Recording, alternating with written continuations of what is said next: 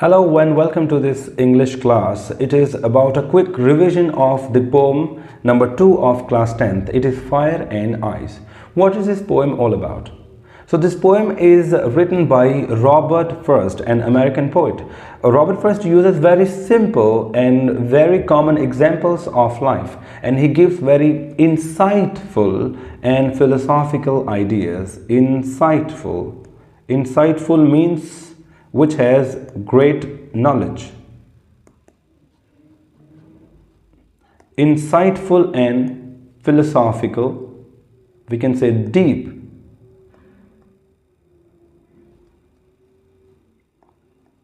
Insightful, philosophical, and deep concepts and deep concepts of life and of course life. So according to science, first there are two things in this poetry. First thing is about the actual meaning of the poem. According to the poem, the poet says that in this world there are two ways in which the universe was formed. This world was formed. Either it was formed by fire. Okay, during the formation of earth and the existence of the world, the earth used to be a fiery ball, and after millions of years, the earth formed into an icy ball. Okay, in the same way, the poet says that there is a possibility that when the earth will end up, when the world will go away, everything will be dead, either in the form of either due to the fire and the extreme heat of the earth, or due to the ice formed on this earth. So there are two possibilities of the ending of this world. Either in the world will end in either in fire or in ice. Okay, either in fire or in ice. But this is the we can say not the deep meaning. It is a superficial meaning. Superficial means it is just from the surface. But if we go deeper in this poem, we get something very different, insight about what actually the poet wants to say by using these two terms, fire and ice.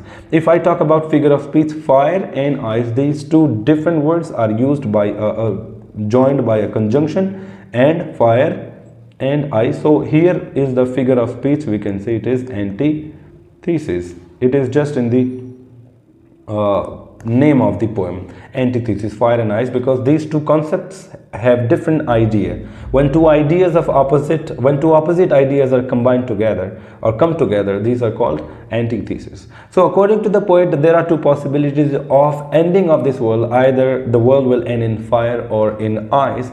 But there is one more thing the poet wants to say, which is very deep. The poet wants to say that the world or the people are very, they have desires. A person is very poor if he does not have anything. He desires of having a bicycle while going for his work, and if he has a bicycle, he again thinks of getting a bike, a motorcycle, and if he has a motorcycle, he thinks of getting a car. So in this way, the desires of the human being, or never-ending desires, sustain, and in this way the human life goes on ending. And after a time comes when a person dies, just running after his unending desires of these materialistic things in this world. Second thing is about those kind of feelings. The fire also has those kind of feelings, like of dust and like of lust, okay, and unending desires, lust, and we can say jealousy.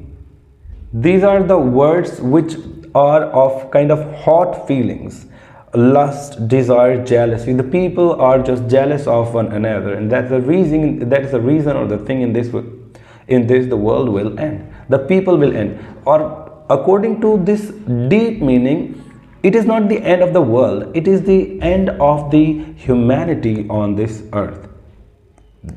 The people will not die. The people will be here on this land, in this world, but their their mind will be lacking humanity. There will not be care, love, affection in the hearts of people, in the minds of people. The spirits will be free from humanity, and people will just be busy in their completing or fulfilling their unending desires and lust, and they'll be jealous of one another. This is the fire, which symbolizes desire or lust and jealousy, kind of hot feelings or fiery feelings. There is one more thing, there is one more attribute of this poem, which says that the people will, or the humanity will end, if not in fire. If it were to end up again, it will end in ice. What is this ice here? Ice means those feelings which are like avarice, which are like indifference. Indifference means when a person is not aware of the pains of others. He knows, he can see the pain of others, but he is not feeling that pain. He doesn't care about the pain and sufferings of others. That is indifference, avarice. And we can say it is carelessness about others.